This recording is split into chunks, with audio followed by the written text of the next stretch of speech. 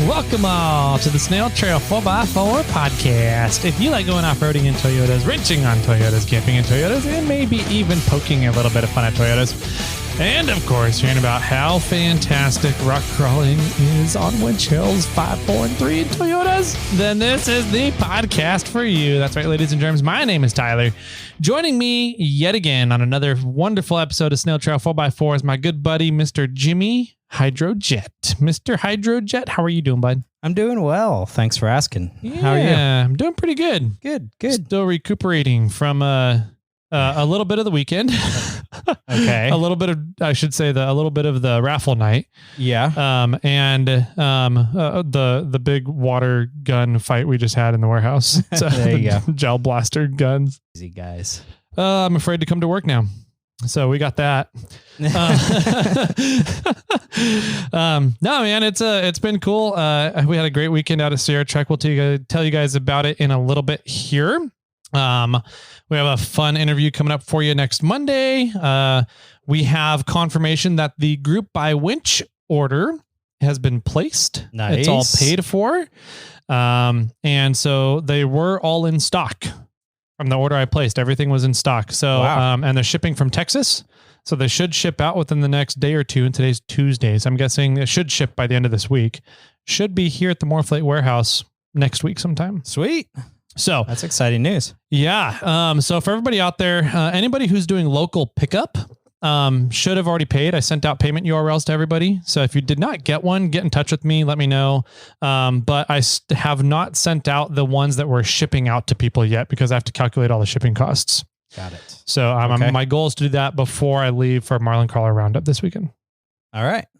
So be on the lookout for those to come through your emails.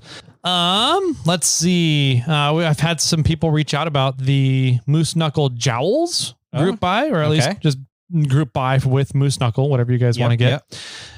So I haven't talked to Kyle about pricing and what he wants to do.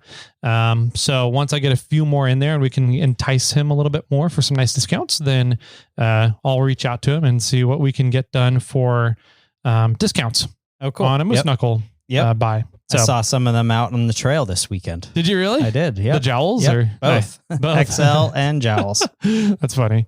That's cool. I didn't see any out at Trek, but I wasn't on the trail. I was kind of stuck back in my booth on the radio. But yeah, dude, I really like the idea of those jowls and I really want some to try out. Yeah. Coming up here, 100%. Especially for snow season. Yeah.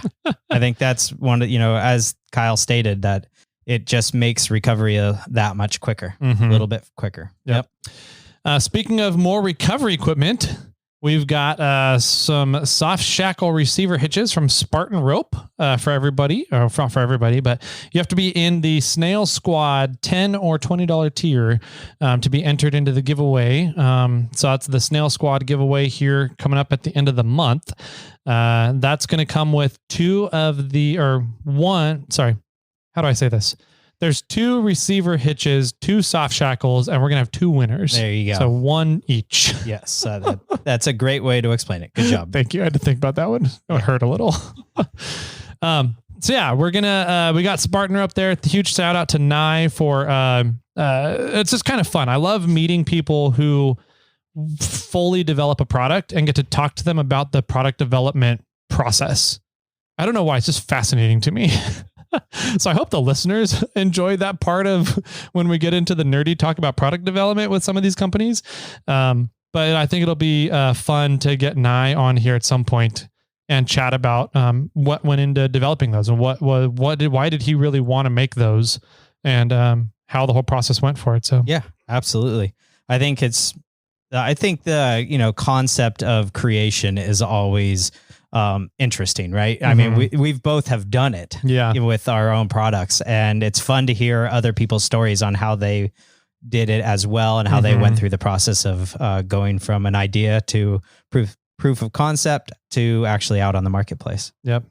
Yeah, we're doing that right now with something big that's going to actually get announced today. Ooh, if you know where to watch. I'm not going to say it on the podcast because apparently there's some of my competitors that listen to the podcast and like to do everything I say when I talk about Moreflate stuff. So I'm not going to talk about it on the podcast for a little bit until we have the final production model ready. Okay. But the prototype is done. Ooh, okay. And it's a functioning prototype right now, which is really exciting. Ooh, I like it. I like it a lot. Yeah, you know what it is. I do. I think I do. Yeah. Let's see. We have the 550 review giveaway winner. Hasn't got in contact with me yet. Hasn't got in contact with me. All right. It was number 453. Tanner is Cooler. If your Tanner is Cooler on iTunes and you wrote a review, get in contact with us and you won a swag pack. Yep. We got some really cool swag stuff for you. So get in touch. We want to get you some goodies, like some Gear Wrench power wristbands. Yeah. And some moose knuckle swag. And we'll find a whole bunch of other stuff for you as well. Yeah, we got a lot of stuff hanging around. All Flex power tools have been sent except for Donnie's. Yep. Donnie's is the only one. So Donnie, I still need to get him all the Rovicon rounds. Oh, okay. So do we know if we're getting his item? I don't know yet. Okay. We'll have to talk to you off air, Donnie. We'll there was a mix up. Yeah. But everybody else's is shipped out. That was a big shipping bill. Yes, it was. So we love you guys. Yeah, we love you guys. And then the moose knuckle stuff, I don't think has shipped yet. No, we haven't confirmed with Megan her shipping address, so we haven't sent that out yet. Cool. Yeah. The winch was shipped out as well. So the 500 reviews winch that we did, that got shipped out as well. So what is it? Not username is already taken. It was Joe Z, right? Joe Z. So Joe Z, your winch is on the way. If you have not received it yet, it should be there like pretty much any day now. Got it. Let's see. We have another gift from Gear Wrench. I guess so. So this bag was sitting here when we walked in, and I thought that it was the bag for that all the stuff came in last time in, and then you're like, no, that was that box over there. I was like, oh, you're right. So what's in here? This is heavy for a bag. It is labeled to us, and it has a Gear Wrench sticker on it from Kelly Boyd from Apex, North Carolina. Yeah, so it's got to be from actually Gear Wrench and not a spoof from the Morphlate crew out here. Which I wouldn't put it past him. I know, that would be pretty slick. So Tyler is stabbing his knife into this puffy packaging. Let's see, what do we have here? It's a big bolt biter set, essentially. It's a big extractor set, a 30-piece extractor set, and a really nice little carrying case, that would be awesome for trails. Oh, absolutely. So this is it looks like a nut extractor of some sort. And is that the wrench that you'd use for it? I'm guessing it's a 22 millimeters, just a standalone 22 millimeter. Let's open this thing up. Do you need another kniff? Well, maybe. So are they magnetic? The heck? What? What's going on with these? Okay, let me grab the packaging here and we'll read off some of these features. Okay, so tapered entry enables insert to easily seat on a damaged fastener. So that's the bolt biter side. Designed to work with a static ratcheting or open-end wrench for ultimate versatility.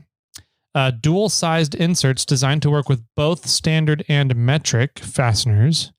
Bidirectional design, so you can remove or tighten damaged fasteners. Minus size inserts fit a wider range of damaged fasteners. Magnetic retention system for secure fit inside of wrench. So they're not going to fall out of your wrench. That's what those are about. And hex-based, compatible with 6-point, 12-point, and spline wrenches. And it covers everything from, quarter-inch, a lot. Yeah, quarter-inch negative, all the way to 19 millimeters 3/4, and there's like a negative size in between all of those. Yeah, this is rad, dude. This is pretty cool. I'm having a heck of a time trying to put it back together, but I mean, it's really kind of neat. It's got the 8 negative or a negative 5/16, and here's an 8 or a 5/16. Yeah. And so it looks like it's pretty much, you would slide these over, like a nut your or fastener, anything, a fastener, and then you use another wrench to pull it off. Yeah. To extract it. And then it does have magnets on it, which is fun. Yeah. So the nice thing about these is that it's 70% thinner. I think that's the big selling point from the original bolt biters they had. Yeah. Because you don't have a full socket. You just have something that a wrench can go around. Right. Exactly. Yeah. And then the magnets help keep them in the wrench. Yeah. They're super cool. These are actually pretty rad. Yeah. Great for old rusty Toyotas. And things out on the trail.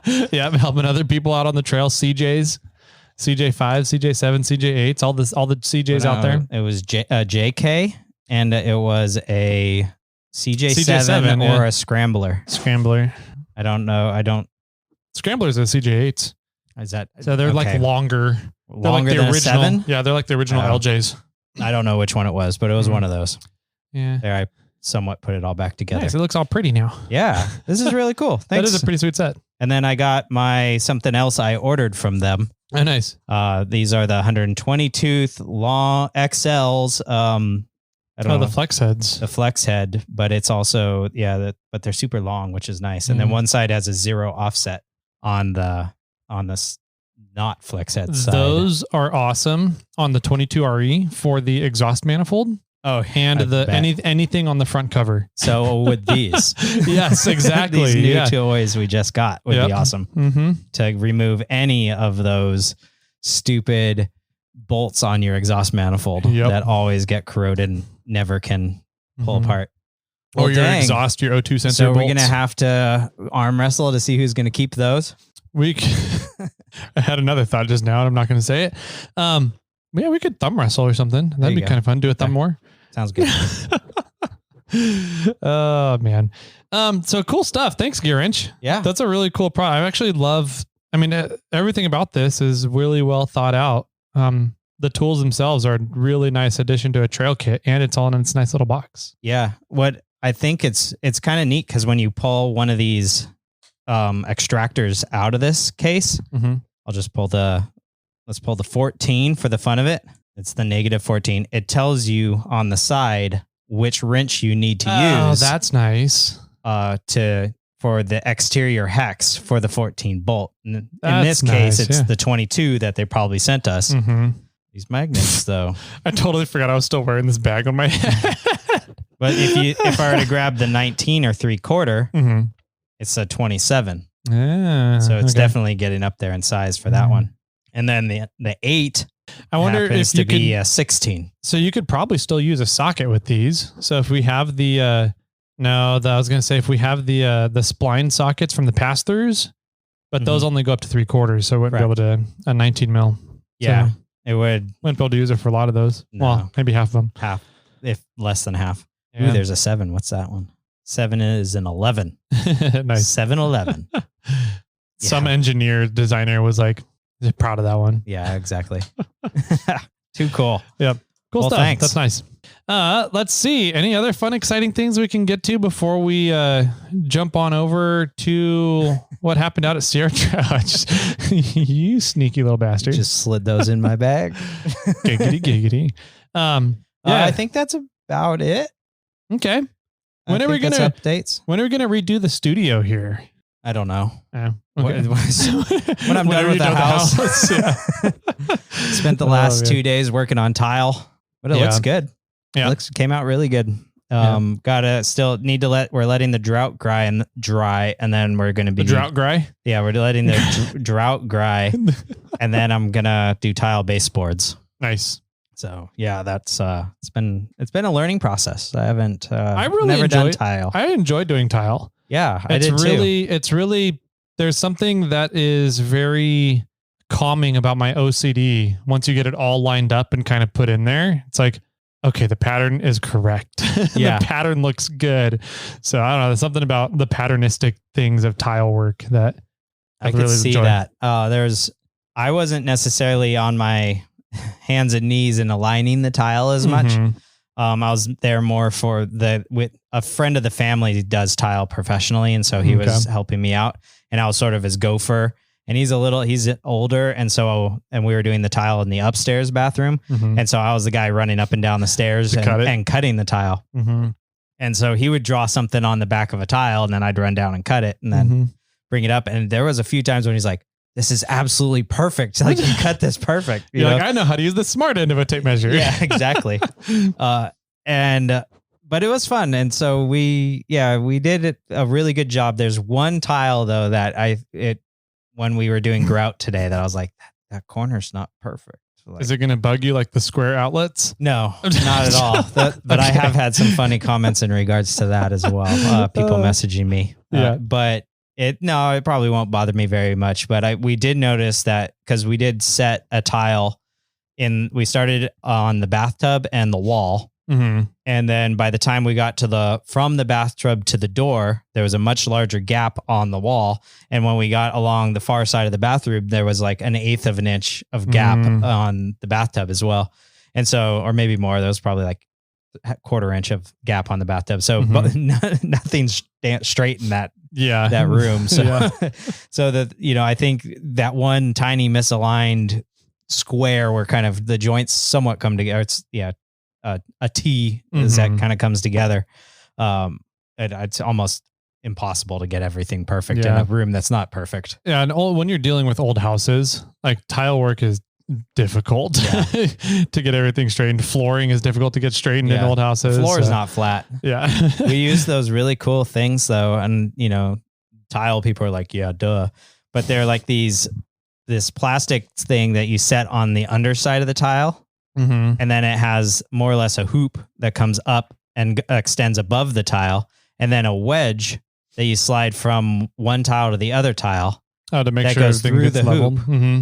And then what it does is it pulls the tile up and makes the two that you have that wedge through perfectly level. Mm-hmm. Yep. And so after doing that and clicking all these to the same more or less area or tightness, your floor is flat. Mm-hmm.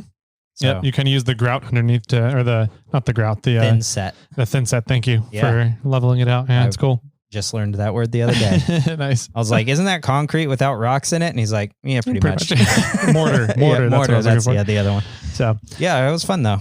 Yeah. Nice. I've done a few different tiles. I did the hallway in my first house that I had, and then the dogs ripped up the carpet in my second house, and I replaced that section of carpet with tile work. So both of those were a lot of fun, and I haven't done any more tile work in the latest house. Got it. Yeah. It was fun talking to the old man. He was saying that he would put tile everywhere in a house because it pretty much will last forever. Yeah. Right. The concrete will last for like 100 years, and tile will last even longer because it's pretty much glass or, and porcelain. So he's like, any floor, man, just have tile everywhere. And I'm like, what about a shower? He's like, no, never. I'd never tile a shower. Really? It's like, it's just is more maintenance. You have to watch the grout lines, you're putting water on this concrete, which is made to repel, but it only repels it for so long. Mm-hmm. It's a lot of work to put tile on a horizontal wall. Mm-hmm. He's like, I just do some of those like single piece like inserts, gotcha. That they can pretty much seal off and you never have to worry about it again. Yeah. I really want to do a shower in granite, like granite slabs, like an actual like blue granite, like we have out on the Rubicon. That'd be cool. That way I can just be like, oh yeah, I'm taking a shower underneath the waterfall at Rubicon Springs. There you go. Yeah. That's what I want to do. Yeah, absolutely. So after telling the assistant what our tile friend said, we might be reconsidering how we lay out our shower. Nice. Just because it did, like it might cost more, but simpler would be nice. Yeah, it's always nice. Yeah, simpler and less maintenance in the long run. So, and that's what because when he was installing the tile in the guest bathroom, he was like, "Oh, nice, you have a solid sheet bathtub here." And then that's when he went off and goes, "Oh, those are the best." That's what I would do in my place. Nice. And so it made us think about what we might want to do in the master bath when we do that. So you just got done with that pretty much yesterday, right? This morning. This morning, but just before coming over it. So you guys were doing grout. We were doing grout this morning. Yeah. So that was your first task upon getting back from Trek? Tile. Yeah. So got home on Saturday night. Mm-hmm. And then Sunday I went to a 40th birthday party at a roller skating rink. That's so amazing. I need to do that for my 40th. Straight up rented the entire rink for his family. I think it was, I don't know what the finance side of it was, but I was told that they could rent it for a certain amount and then they could bring up to like 75 people. Mm-hmm. And it babies to adults, whether they skated or not, everybody counted as a person. For a fire permit, probably. Yeah. And then if they wanted to bring more, it was $5 a person. Oh, so not a fire permit thing. Okay. Maybe. So, yeah. And then, I needed to get home for that because it was a good buddy of mine and his 40th and we were going to be roller skating. So I blasted home from Trek on Saturday night. Got home at midnight. Did you leave after the raffle was over? No, I left before the raffle even started. Oh, wow. I thought you were there when I was bidding on the fire pit though. I was. Okay. But Is that considered the raffle? Like that's the live raffle. It's pretty much like, once Jason gets up there and starts talking. Yeah. Okay. So I left almost immediately after I gave you the 2 drinks. The drinks. Okay. Yeah. Those were great, but those messed me up. Oh, they're crap. Potent. Yeah. Oh, it was funny because I was leaving to go get you drinks. Mm-hmm. We're sort of jumping ahead here in life. Yeah. But I was leaving to go get you drinks and I ran into... We're just Tarantinoing this episode. Horton and I don't remember his name off the top of my head. The big guy with the razor. Oh, not Joe, not Steve. Fuck. Yeah. Oh my God. That's going to bug me now. Yeah. This ginormous man. Yes. That like twice my height. Yes.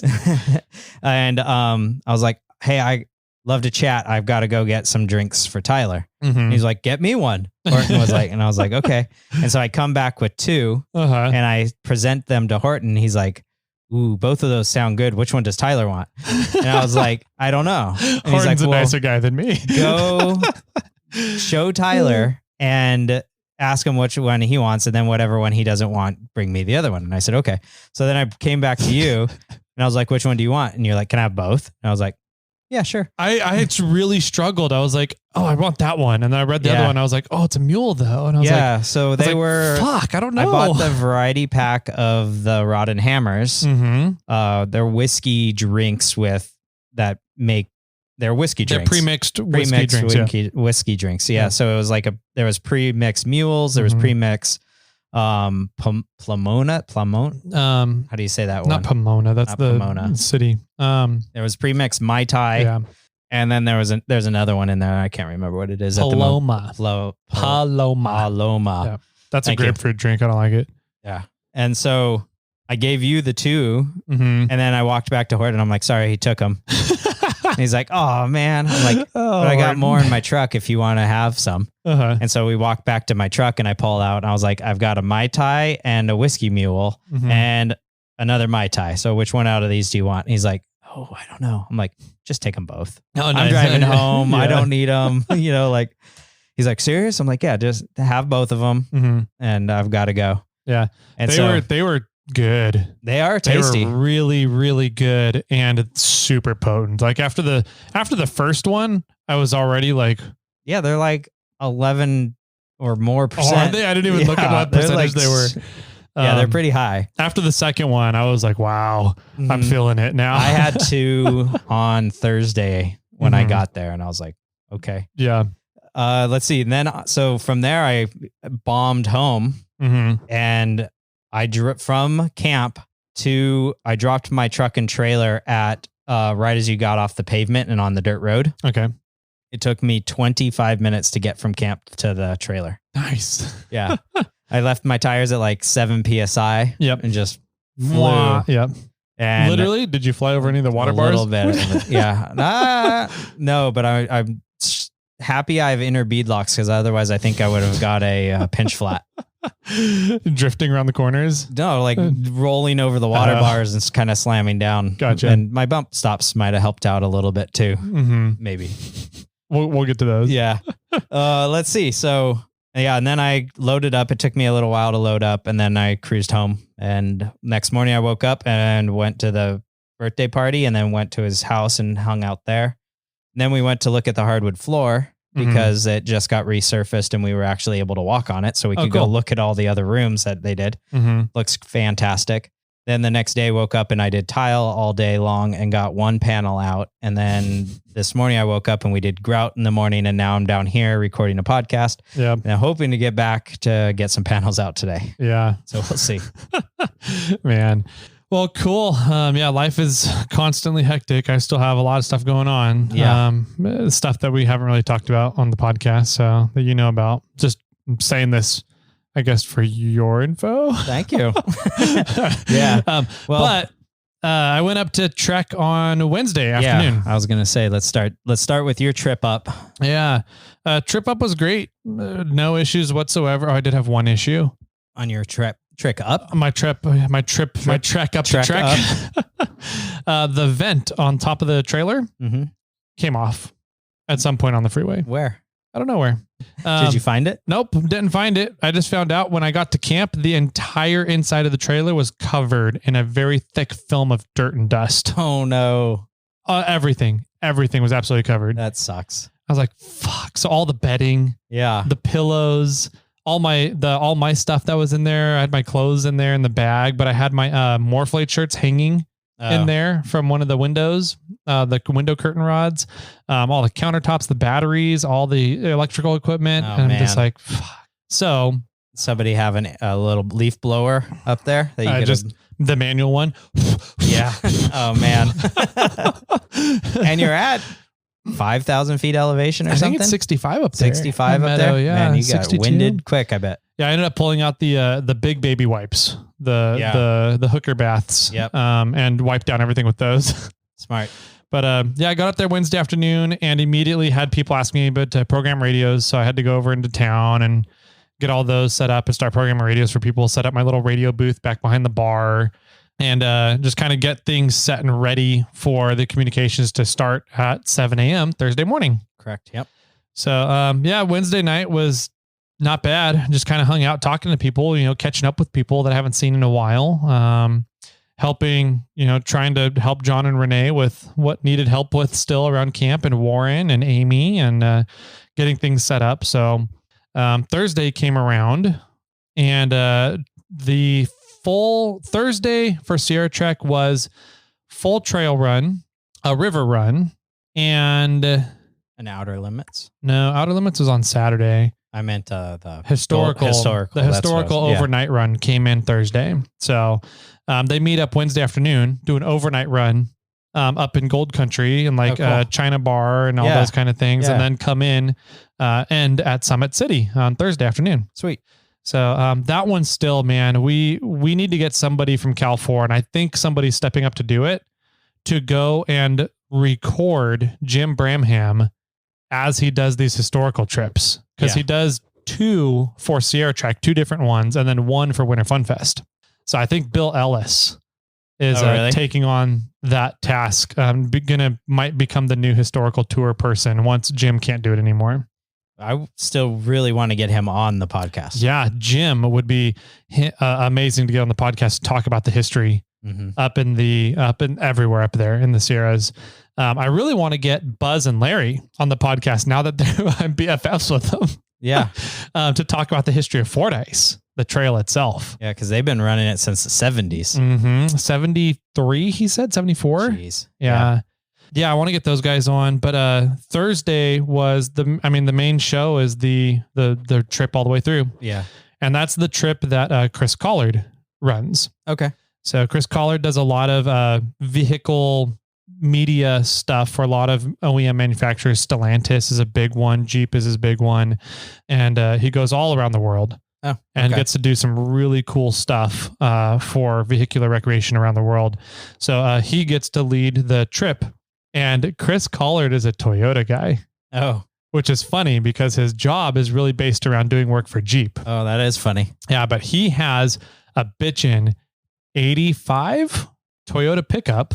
Okay. And he designed the case adapter that's in it. Oh, interesting. So he doesn't have a Marlin? Nope. He came out with his case adapters with somebody else back in the day at the same time Marlin came out with his.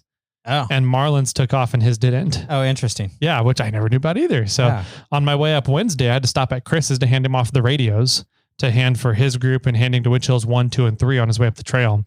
And so he showed me his truck and we literally just both laid under his truck talking for 45 minutes. Yeah.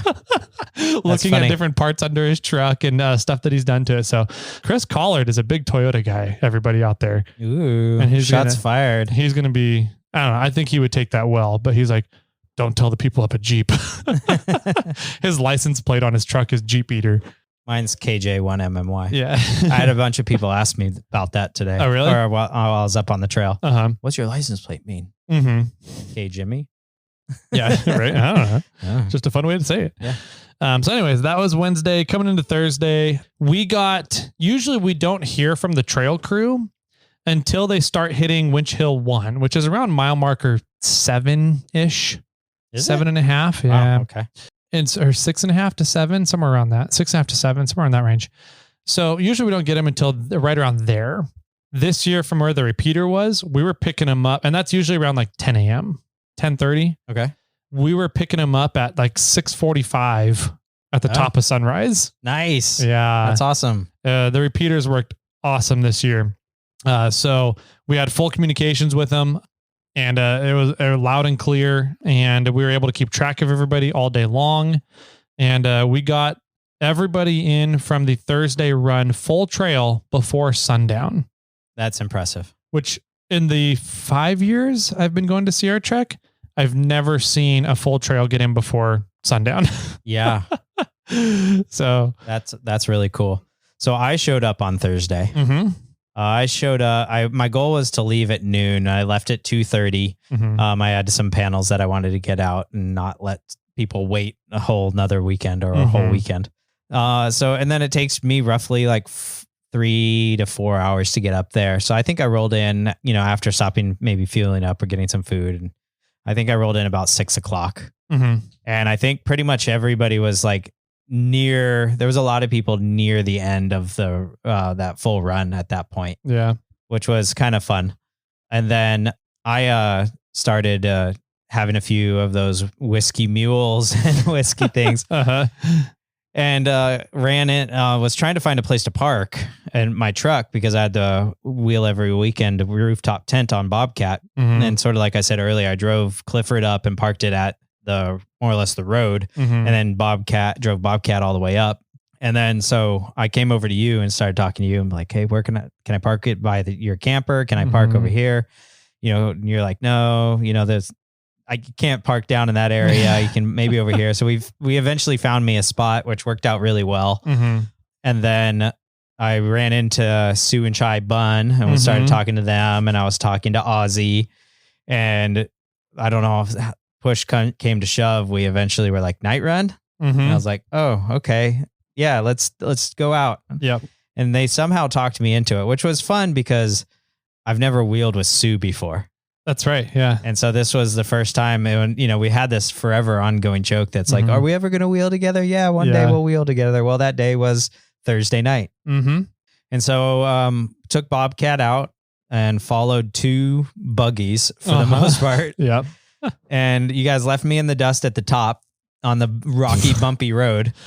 Ozzy I was riding passenger with him. Yeah. And as soon as we got onto the dirt road, he just took off. Yeah. And I was like, all right, let's see how quickly we get down to 5, I guess, here. Yeah.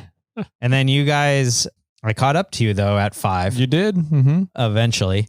And I think you guys were like, did you guys do the S? No, you went straight down. No, we did the S. Did you? Mm-hmm. Yeah.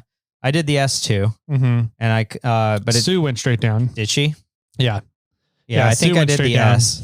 Mm-hmm. The bypass more or less. Mm-hmm. And then kept going, and then there's no bypass on 4, so we went down that, and then we made it down to 3, and then Sue and Chai were leading another guy, Sean, thank you, leading him down to committee because he was supposed to go all the way down to 1. He was trying to go as low down as he could. Yeah. Because his buddies were on the full day trip, the full trail trip on Friday. Got it. But he is very much a big FJ cruiser on 43 stickies, and he's pretty much a big buggy. Yes. And so he can't drive around on the highway. Yeah. So he was just going to go as far down the trail as he could and then camp and then meet his buddies the next day and wheel back up with them. Got it. Yeah. That's cool. And so, so we all hung out at Windchill 3, talked with Art and some of the other crew that was manning Windchill 3. Mm-hmm. And there's some listeners. There are? They were fun. Yeah. Yeah. The guy that had the 83 Toyota pickup. Yeah. I think that was his nephew or son. Son or nephew. Yeah. And then, they were fun. Some other guys that recognized us, which was pretty cool. I handed out stickers to a lot of people and shook some babies and kissed some hands and did all the celebrity stuff. Yeah. Nobody recognized Ozzy though. Nope. That was pretty funny. Just Art. Yeah. Yeah. Right. And then eventually Sue and Chai came back up to Windchill 3 and we all loaded up and drove out.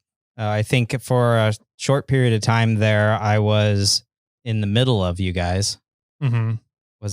Was I there the whole time? I was only there for a short. Pretty much. At some point you guys passed me. Yeah. You were you got to a spot where you front diffed. Yeah. And then we took the left line around you. Got it. Yeah.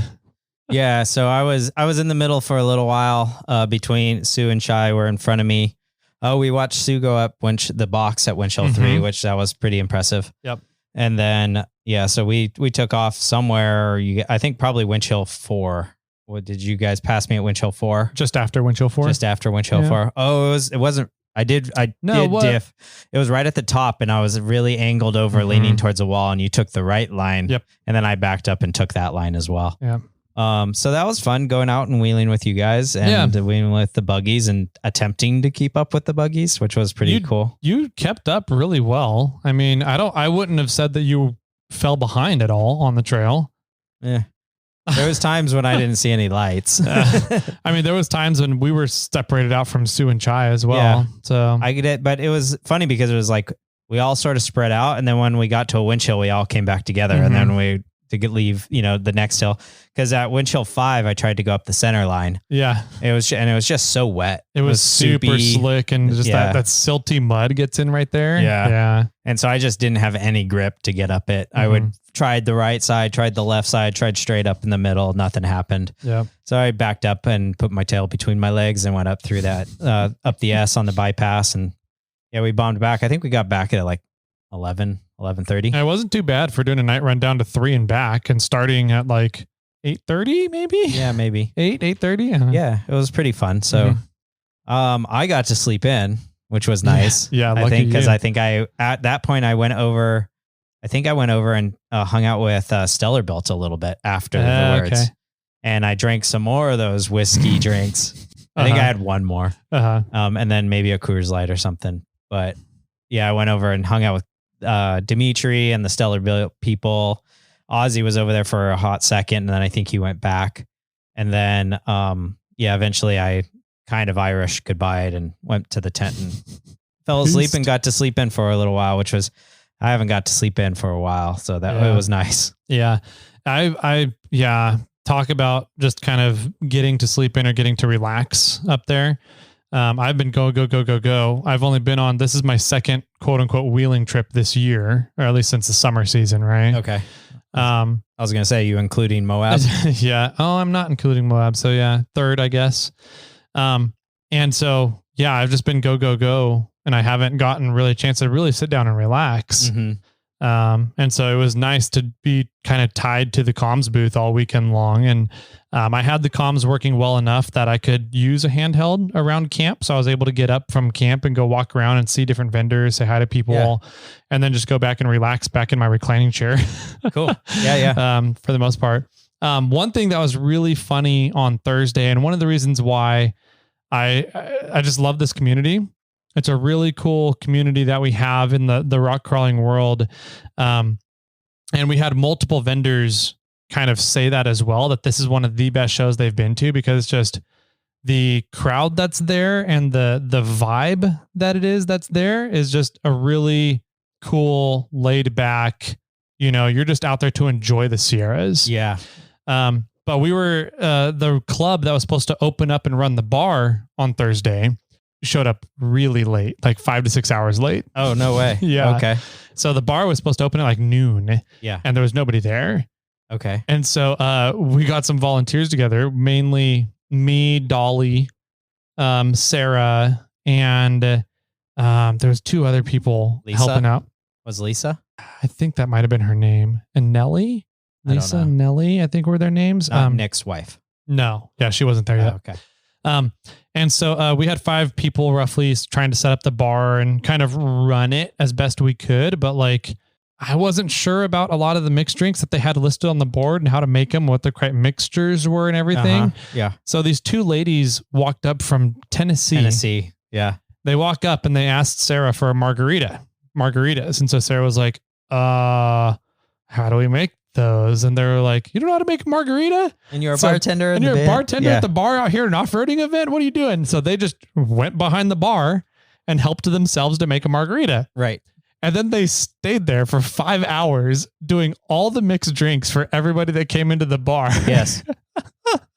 They made up the Meadow Magic on the spot. Oh, really? Yeah, the Meadow Magic drink was supposed to be something else. We still don't know what it was supposed to be. That is Those hilarious. two ladies from Tennessee made it up on the spot and kept the mixture going all weekend. That is hilarious.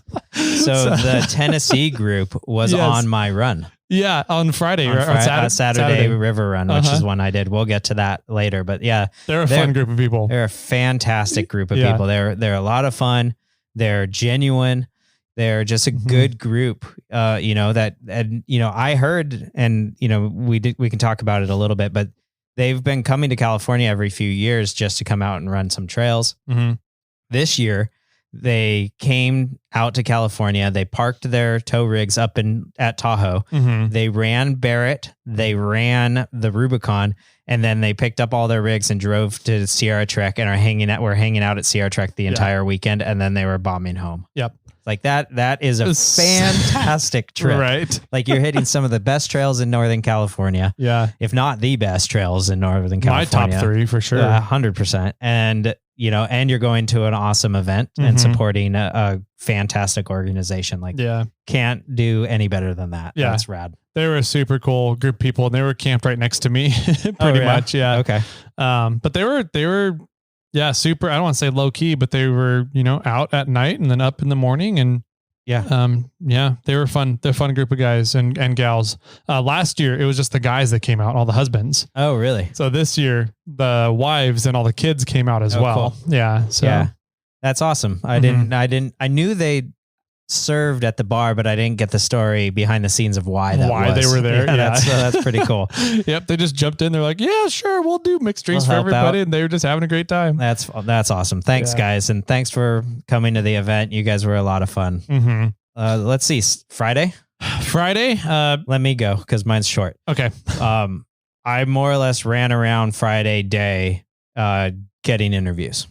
And so I tried to do something similar to what we did last year, where I just ran around and tried to get a few short elevator speeches from companies that were out there at Sierra Trek supporting Cal 4-wheel.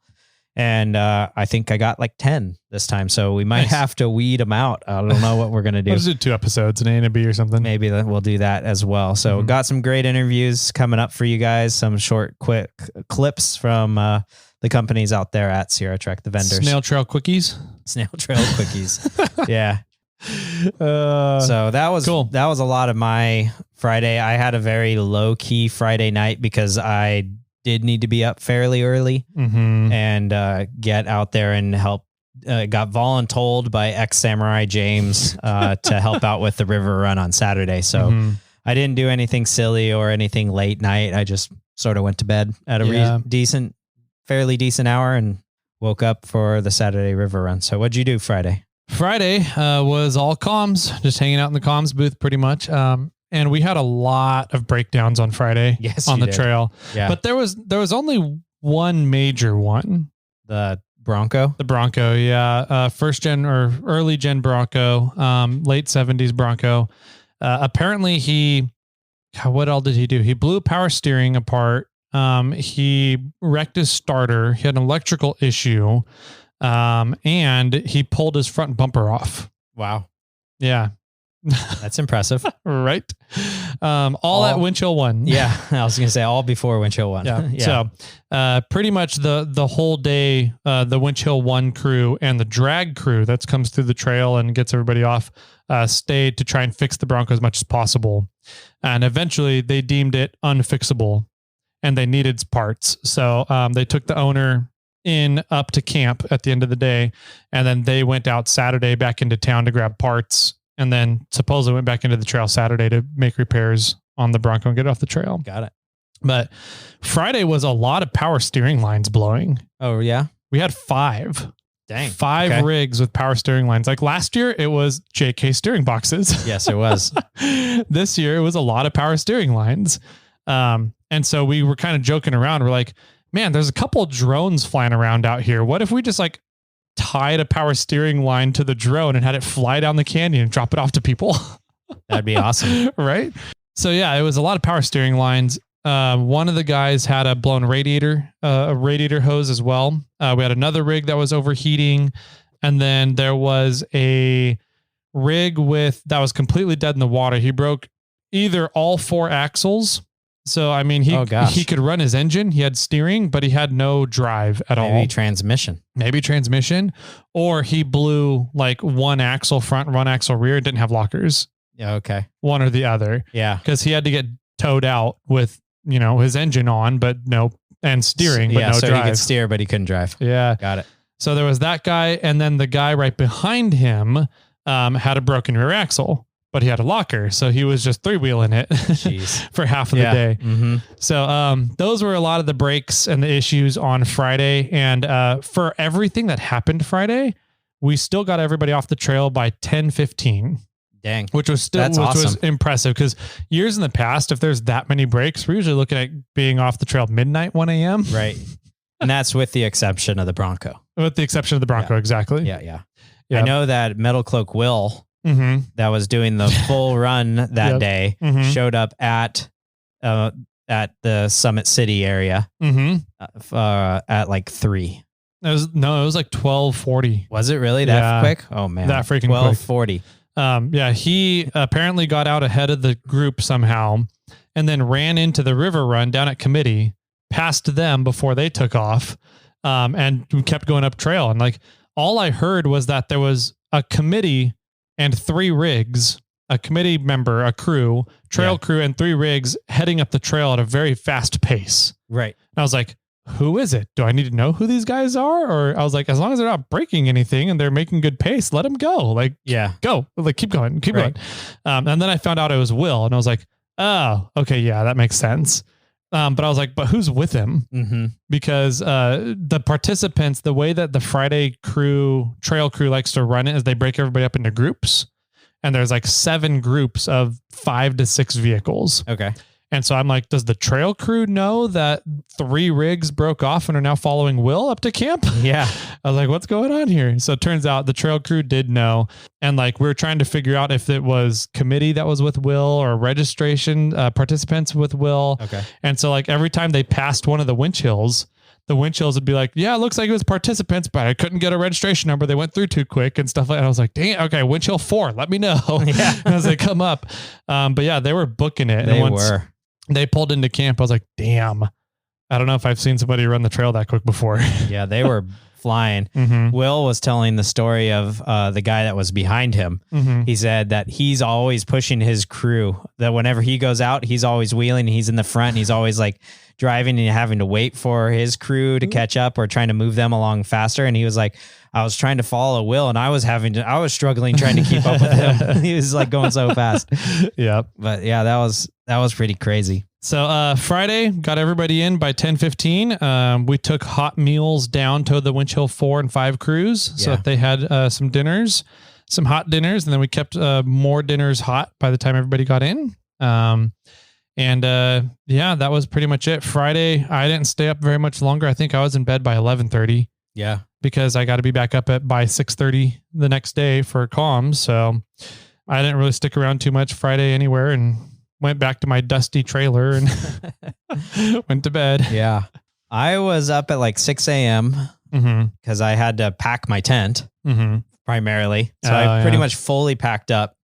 I left a bunch of stuff at camp, some totes, like my camping tote and the food tote and some other things, and got out to the road around just before 7 because that's we wanted to be out there early because somewhere it said that the meeting point for our river run day was at Winch Hill 5. Yeah, I don't know why they do that. Every single committee chair, so every run organizer gets to say where they want their run to start at and meet up at.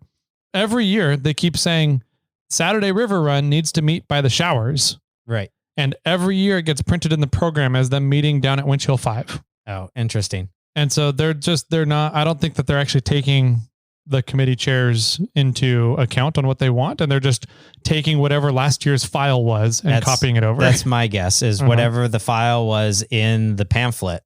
They're just copying that or just changing the cover to be the new logo or whatever, and then reprinting it. Because in the pamphlet, it also had our departure time at 9. which we were going to leave at 8. Yep. That's why we got there at 7 to meet everybody. And then it came out that like, no, you guys can't leave until 9. Yeah. Because that's what the pamphlet says. And so we were there and we we're like, I don't think anybody showed up after 8 o'clock. You guys left at 8:45. I know. So I'm like, that was our thought. We're like, if they're not here yet, then they can't. The check-in person left. Yeah. And so we're like, well, they can't even check in. Yeah. So like, even if somebody came to us, they can't check in and be part of our run because that person left. And so we did the driver's meeting and then, we were like, we're out of here. Yeah. Yeah. That's funny. I led a fairly stock Jeep. That wanted to do the run. He had skids and he had sliders and he had bumpers and 35s on a JL. Lockers. Okay. Rubicon. Okay. On a JL. I think that's all he did. Okay. Yeah. And so I was like, all right, you follow me. Yeah. And so I put myself I was second leader. James, ex-Samurai James was in the front. There was like 8 rigs in front of it. There was like 26 people on our run. Okay. Something like that. Yeah. There was 8 rigs between ex-Samurai James and me. And then I had a 4-door Jeep JL on 35s and then a 2-door, I think JK on 37s. Okay. And then a side-by-side on 35s, long-armed and portals. What? It had portals too? Yeah. Wow. And then there was a bunch of then the Tennessee group, I think, was behind that. Okay. And then Morgan was in the mix. And then there was a few people after Morgan. And then Dave was behind, trail anchor committee, drag, caboose, whatever you want to call it. Tail gunner. Yeah, all the above. So we had a fun group. I mean, ex-Samurai. I got to get that in my brain. Ex-Samurai James was in his new goat-built Jesse Haynes Fab buggy. Then there was me in Bobcat, a 91 Toyota pickup on 37s with dog toy bump stops. And then there was Morgan, which Morgan has a TJ. It's a JK. It's two-door JK. I don't know, on 37s. I think so. Yeah, 37s. Yeah, and then there was Dave, who has 4,500 looks like buggy. Pretty much. It's really nice buggy. It's a four steer rear steer buggy with the Trail Gear 9-inch roller housings. And then a 4-cylinder engine. I think he has the Cadillac engine in there. Yeah. Cool. Yeah. Very well built buggy. Yeah. And then, we led a bunch of, people that some people have done the trail. There was about 50-50 that have done the trail. People that haven't done the trail. There was maybe 10. There was maybe 10, not 10. Let's say 5 people that have never been to Sierra Trek before or never seen Fordyce. And so that 5 pretty much was with me, and they're like, your rig they looked at me going, your rig's pretty much the most incapable rig here at me. So we're going to have all these green people follow you because you'll take the easy lines. And it was funny because I had Eric, I don't know what his last name Eric Hanna. Is it? Eric Hanna. Yeah. Yep. Dolly's husband. Amber's dad. Yep. Amber's dad. But anyways, so I had Eric with me in the passenger seat, and Eric kept telling me to put it in 5th gear, pin it, hit that rev limiter. Let's take that hard line, turn left up this wall. And I'm like, I'm leading a bunch of green Jeeps. Like, I can't do these hard lines. And there's some lines that I even did that I'm like, this isn't the hard line. It's maybe a medium line. And they were like, I'm not going down that. Like that off-camber pinch spot between 5 and 4. Yep. They were like, I don't want to go through that. Where did they go? Far left then around it? Far left around the now new bypass, I guess. Yeah. And I was like, that's not the trail. You should probably turn around if you don't want to do this obstacle. And they're like, do this. I'm like, well, okay. Yeah. But they were able to, with the people at 4, they were able to get down and up 4 for the most part. I think we got down to a committee about noon. It's good timing. Yeah, it wasn't too shabby for 26 rigs. Not bad. Yeah, it was pretty good. We had some holdups at every winch hill because it just takes a while to get all these rigs through the winch hills.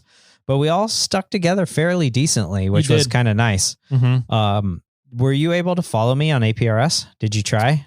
I tried a little bit, and I never saw a signal like in the morning was when I was looking. And so after I didn't see one, I just stopped looking for one. Oh, okay. But I can go back and look at the data and I need to. Oh, okay. Yeah. Cause at some point I think I messaged you and I was like, yeah, we're down at committee. We're going to have lunch. And you're like, yeah, I know. I'm like, did somebody message you? Like, did I not hear something come through? Probably. Yeah. I was like, oh, he must be following me. You know, he must be tracking me. He already knows I'm here. And then when we left, you messaged ahead fairly immediately. Like right as we were leaving, you're like, okay, trail cruise or the river run's leaving. I'm like, I didn't hear anybody reach out to you. Huh. So I don't know if because I had the repeater on a handheld and I had the trail, what all the participants would communicate on my mobile, because I wanted, if something needed to happen, I wanted to be able to reach out to them. Yeah. And then I had APRS running on the mobile, and then I had the trail crew on the simplex on the handheld. So that's how I had my 4 channels set up. But there was a few times that I couldn't really hear you and we were muffled through the repeater. And I think it just was that handheld didn't have enough power. I think it's the microphone. Oh, that might be that hand mic you had. Cause I have one of those and it does the same thing. And I never use it because it gives a muffled sound on. So it would have been nice to have tested it without it. And see what happens. I like using the microphone though, because then I don't have to move the radio and I have that mount in my truck now that I can just put the radio on. Yeah. Let's see. On the way up, we had 2 rigs break down at Winch Hill 4. Right at the bottom. Right at the bottom. Bottleneck. Yep. At the bottleneck. The first one, I'm not entirely sure how it happened. But they ripped a track bar off at the frame on the frame mount side. Was it a track bar or was it a lower link? Lower link, yes. Yeah. Lower link off frame side. And I think they did an obstacle 3.5 probably or something. And then the son was out and walking. He's like, what was that noise? And he like looks under and he sees this like bar bouncing around. He's like, Dad, you got to pull over. And so the guy pulled over and then they pulled off the trail and got it. We're going to like start working on it or figuring it out. But pulled off enough to let everybody else kind of go by. And so then the son, I think that's when ex-Samurai James radioed ahead. We need a welder. We need some help. Yep. We got this rig broken. You guys figured out, you sent Chai from Bun Trail Welders down. He had a friend, Stephen Rierick, that drove him down. And then Chai's friend, Sean, in the FJ Cruiser that we talked about earlier, came down as well. And so they came down to 4. They were there in no time. Yeah. But in the meantime, with that JK pulled off to the side, the sun was sitting on top of the rock at one of the top of the rocks at 4. And this brown, I don't know if it was a CJ7 or a scrambler. It was pulling up over some of the big rocks. And he's like, stop, your U-bolts are falling off. Oh, geez. And so the guy had a Dodge housing, a Dana 60 sort of style, and it has one U-bolt and then the U-bolt plate. And then the other side, the bolts go straight down into the pumpkin. Oh, gotcha. Yeah. And both of those bolts sheared off the ones in the pumpkin. Oh, wow. Yeah. And at that point, the leaf spring had popped out of the axle. The center pin had popped out of the axle and had shifted forward. And so now we were blocked. Yeah. So, but there was a whole bunch. I think it was the Tennessee crew with that CJ7 Sam or whatever it was. And there was a whole bunch of people around that. And so I was like, they'll figure it out. Yeah. They've got that. And then I went at that point, Chai was there Chai. Yeah. Chai. Oh, I'm thinking of the drink. Yeah. Chai latte came down. Yeah. Right. And I was like, I'll help him out. And so I was laying under there. We were trying to figure out what to do. He hopped underneath the side that wasn't broken. And he's like, oh man, yeah, this thing's all messed up. And then they're like, no, it's the other side. And he like looked over and there was the bar on the ground. And he's like, oh, this side's all messed up too. And the whole, it was like cracked through the frame. Wow. Or like cracked where it mounts to the frame. It was only mounted to the frame with a nut cert. What? And then they had this thin piece of metal and then they bolted through the thin piece of metal into the nut cert into the frame. So the nut cert had pulled out at some point. Yeah, it was all fairly rickety for a very well-built Jeep. You typically don't want to put suspension links into a nutser. Yeah. And the guys that own the Jeep didn't build it themselves. They kind of had the rig built, and they said that only lately has that company been coming out, or people have been reporting that company as very shoddy built stuff. And so he's like, we haven't had an issue until just now. Now we see what's going on. Yeah. So anyways, Chai and I did a little bit of work on that. We got one side all welded up. I cut him a few gussets. And then he pretty much laid underneath it, and we kind of rocked the rig back and forth with the one that was sort of broken, not fully broken. And we got it to kind of seat right. And then I just beat it with a hammer, and it like bent the metal back to sort of where it needed to be. And then he welded it up with the bun trail welder. And that was enough to get him off the trail. And by that time, the other rig they jimmy rigged it. They like they got it, the axle center pin back, or the leaf spring center pin back into the axle. And then they had wrapped the winch line around, like tie it in a Christmas bow around the leaf spring to hold it together, and then ratchet straps from one leaf spring to the other leaf spring to stop it from moving one side to the other. And I was looking at it, and it was fun. I forgot who I was talking to. I think I was talking to Morgan. No, I was talking to Eric, my co-pilot. And I was like, that's a great idea, but now they don't have any droop. And if they compress, they get a bunch of slack. Yeah. And he's like, oh, I could probably, he's like, let's start it. Let's see if I can move. Let's see how this works. And he starts to drive up this little wall. And then his buddy's like, stop. It's like the whole thing's going slack right now. I'm like, he's like, well, I'll just tighten the winch. I'm like, yeah, but then you'll be stuck like that the whole time. And he's like, oh, okay. Yeah. They never fixed it. They never changed it, I'll say, but it worked fine the rest of the way out. Like they just drove slow. We let that rig go all the way to the top before we started moving anybody else, just to make sure that it wasn't going to have any problems up there. Once it made it to the top, they pulled over to the side, and then pretty much more or less the whole rest of the trail crew and participants went through, except for Drag, and Morgan stayed back with the JK. And then I hung back for quite a while to make sure that the Jeeps were getting through, that I was leading. And then the broken CJ7 took off. Okay. And then we caught them just before 5. Okay. And then they let us all pass at that point. And at that point, the JK that was broken was doing fine. And so everybody went through, even Chai and Sean. We all passed the CJ7. And I think Morgan stayed back with them. And even though they didn't want us to, I think he stayed back. And then at that point, Samurai James had already cleared 5, but he sat at the top waiting for everybody to get through. And so I led the Jeeps all the way back to camp. Samurai James waited there until the CJ7 made it through. And same with Dave and Morgan. So we got everybody off, I think, by 6:30-ish, 7. It was just like within 20 minutes of the raffle starting, and that's all started at 7. Yeah. And so we had enough time. I had enough time to eat dinner. But it was funny because dinner crew's like, oh, you barely made it. I'm like, nope. You would have stayed open if I wasn't here. Yep. And so I think we had tri-tip that night. Yep. And so, I ate tri-tip and then went back to camp and pretty much packed up and drove my rig back to the stage. And then I grabbed some drinks for you. You bought a barbecue, or a fire pit. Yep.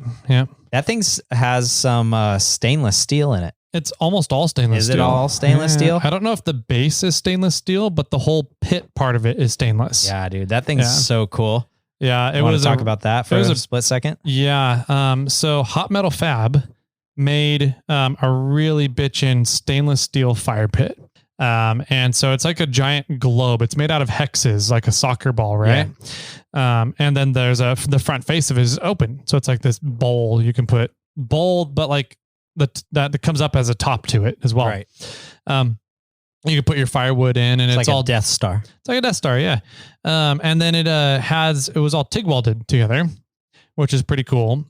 Stainless TIG. And so, they posted it on social media like a week and a half prior to Trek. And I was like, that's pretty badass. Yeah. I was like, that's pretty cool. I don't know, like if they're donating, I didn't like read to see if they're donating it to the raffle or what it was going to get used for. I was just like, I thought that it was going to be another fire pit up there, like the Metal Cloak bonfire thing. So, turns out I saw it up there, when I got up there and I was like, the fire pit's here. Oh, that's cool. I wonder if it's going to go to the auction, the raffle or whatnot. And so, I meant to go over and see if it was going to be in the raffle or the silent auction or what. And I never did. And so I just kind of wrote it off as I'm not getting it. Right. Like there's no chance. And then it popped up in the live auction and I wasn't really paying attention. I was talking to people. Okay. And then somebody said, oh, that's a badass fire pit. And they was talking about how it's stainless steel. And I was like, that's the fire pit I want. I was like, what? Radar ears over here. And I was like, man, the bidding was around 500 at that time. And I was like, do I really want it that bad? And I was like, was it worth $500? I don't know. And I was like, am I going to get it? I was like, oh, I have the truck with me. Yeah. I don't have the 4Runner this time. I don't have the Bronco. I have the truck with me. I can get it home. And so I was like, I really want it. And I thought about it. And the Morphlate booth did really well. We sold out of all the products. So I was like, oh, cool. I was like, let's take some of that money, give it back to Cal 4 and get a really bitchin' fire pit at the same time. Yep. So I started bidding on it and the bidding went up to $675 before the other person stopped bidding. Yes. So I won it for $675 and I was lazy pulling the money out. So I gave him $680 because I didn't want to go and dig down to the 5s and the 1s. Right. Gave him $680 and I got myself a really bitchin' fire pit. Yeah, that thing's going to be so cool. You need to get it really hot so it blues. No, that's what I need to just start burning it in now. That'll be freaking rad. Yep. So I think what I'm going to do with it. I was debating on either doing a propane conversion on it. Okay. Or just keeping it as wood and throw it in the backyard. Yeah. Or do a propane conversion and do it here at the shop so that the guys have some heat and then we'd have to ventilate the warehouse. Yeah. But they'd have some heat in the wintertime. Your warehouse is so big. You probably don't need to ventilate it. Yeah. So, I think I'm going to get rid of the fire pit I have at home though, and replace this one, put this one in the fire pit at home. Cool. But it's really cool. Because I do want to get it really hot and see what kind of colors it turns. Absolutely. Yeah. That'd be rad. Yeah. So, thank you, B-Rad, for an awesome fire pit. B-Rad. Yeah, you got that finally. The rest of the raffle was awesome. Huge shout out to John and Renee. Yes. This was their 3rd year doing the committee chair for Sierra Trek, putting everything together. And they did a phenomenal job. They broke registration record again. The raffle broke another record. Awesome. The bar broke a record. Oh. Thanks to Tennessee people. Yep, absolutely. And so we're waiting to see because there was some extra expenses this year with having to redo the well. Okay. And so they're waiting to see if they break a net profit record for Trek. Cool. But kudos to them. They had to fight this year with some stuff. Yeah, they did. And they went through some shit this year. And this is like their anniversary. Like John proposed to Renee going up Winch Hill 1 during a Sierra Trek. Oh yeah. And so, this is kind of like a big anniversary thing for them, and Sierra Trek is super important to them. It's super special to them. And, there was some things that happened that made it suck for them this year. So to see it come out as big of a success as it did, I know it meant a lot to them, and huge kudos to you too, if you guys are listening. So yeah, 100%. It was a fantastic time. Everything, from the outside looked like it was running smoothly in a very well-oiled machine. It, every event went off killer. I think we got every rig off the trail with not a big hiccup. It was, I had a fantastic time and a blast. It was rad. Except for whoever was playing music until like 3:45 in the morning on Friday night. Yeah, I think that was the Style Built guys. No, it wasn't them. It wasn't them? I don't think it was. Dimitri said he went to sleep. Okay. So I don't know if it was some people partying outside of their camp still, but I mean, Dimitri said he went to bed. Gotcha. Yeah, I don't know. Sunday morning was pretty lax. I had a big hangover. I drank a lot on Saturday night. So I had a major hangover Sunday and I was like, I can't drive home yet. Yeah. So I just kind of hung out in the lake with Dolly and crew and the Hannahs. Oh, cool. Yeah. And so got to hang out with them for the morning and early afternoon, which was a lot of fun. I haven't really got to like sit down and hang out one-on-one with like Dolly and Eric. Yeah. So that was a lot of fun, getting to know them a little bit better, hanging out in the lake, going for a swim, and then finally just kind of taking off shortly after lunch and getting home. So cool. There's a really thick layer of dirt all inside the trailer again. That's been reestablished from the trip out. You didn't like put a baggie over it or something? No, I don't know. I should have, because then I could just taken the baggie off when I got to pavement. I didn't think about that, but yeah, I need to fill that up, get a new vent or blow it out. Well, I need to blow it all out. Yeah. And I need to clean everything now, but I need to redo that vent before I take the trailer out again. Absolutely. Yeah. So, fun event. I had a great time. We'll do it again. 5 stars. Would recommend. Yes. And now we got Marlin Crawler Roundup this weekend. Yeah, we do. So that'll be fun too. That'll be another fun one. Yep. Well, if anybody has any fun comments to share about Sierra Trek, you can always get a hold of us, Jimmy or Tyler, at snailtrail4x4.com. You can find us on Instagram. I'm over at snailtrail4x4. Tyler's over at 4x4 Toyota Tyler. Or if you want to tell us about a fun Sierra Trek story, you can phone in 916-345-4744. Cool. I like it. I like it a lot. Jimmy Jet. Do you have any final words for everybody out there? Adopt a Jeep. Adopt a Jeep? Yeah. Is that what you did? I adopted some Jeeps and they're following me up and down the trail. Oh, that's funny. And with that, my friends, keep crawling.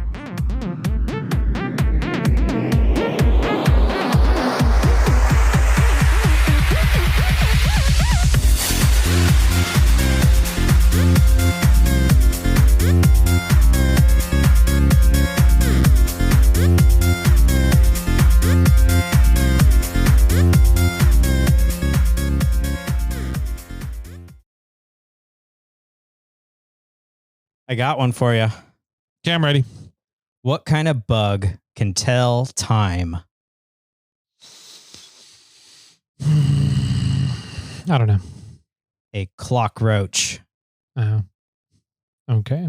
That's not a real bug, Jimmy. It's not. It's close. It's a time cockroach. Okay. Back in time. Uh-huh. Something like that.